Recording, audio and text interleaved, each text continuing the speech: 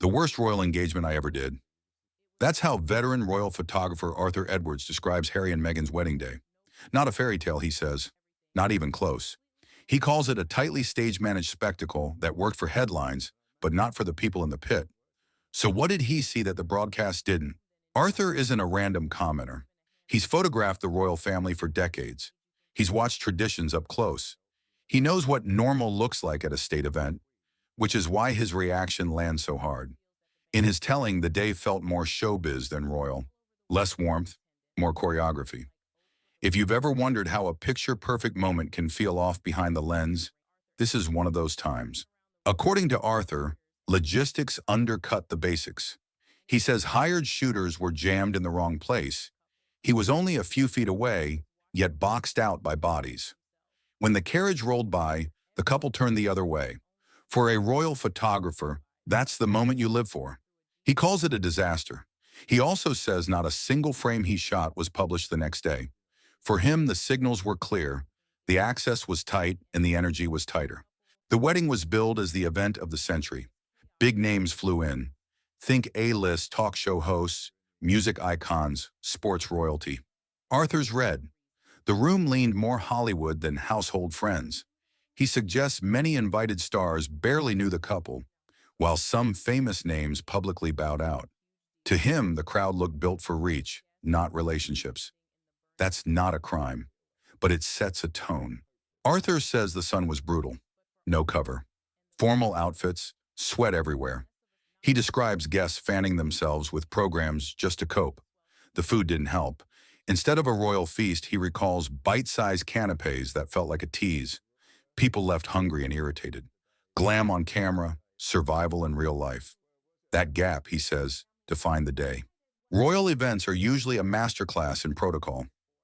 Not here, says Arthur. He claims high-service royals were pushed to the back, while minor figures sat closer. His own seat, he jokes, blocked his view so badly he might as well have watched on a navigation app.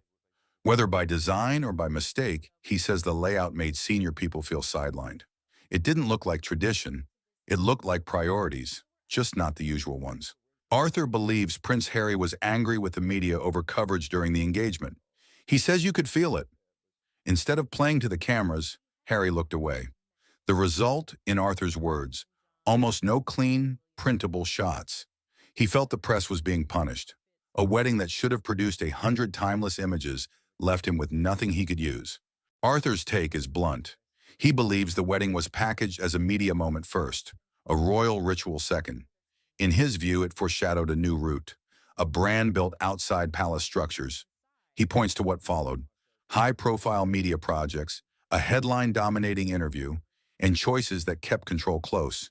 He even cites later disputes over lodging and security as part of that independent streak. You may agree or not, but that's his through line, a carefully managed step toward life on their own terms. On record, the wedding happened with an unusually celebrity-heavy guest list. The weather was hot. The couple later made major media appearances and pursued independent projects in the U.S. Those are public.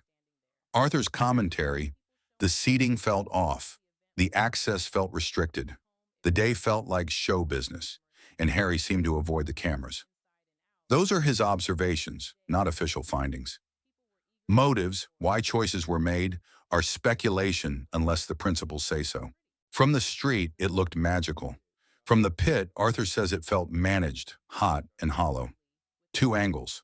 One day. If his account is right, the wedding wasn't only a ceremony, it was a signal, a pivot away from tradition and toward total message control. Maybe that's smart in a world where the camera never sleeps. Maybe it's the cost of stepping off the royal path. You tell me, fairy tale with rough edges or a launch event for a new life? Drop your take below.